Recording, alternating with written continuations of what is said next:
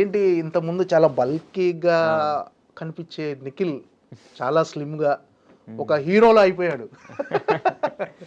అలా ఏం లేదు, కొంచెం వెయిట్ లాస్ అయ్యా. ఓకే, ఒక 30 kgs అలా I have reduced. Okay, 30 kgs. Yeah yeah.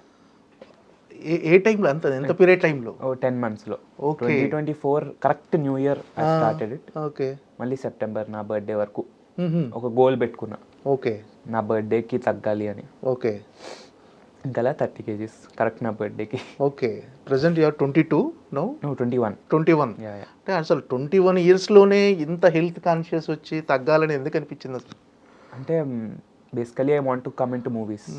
ఇప్పుడు మూవీస్కి రావాలంటే అంత బల్క్లో ఎవడో చూడరు అని అనిపించింది.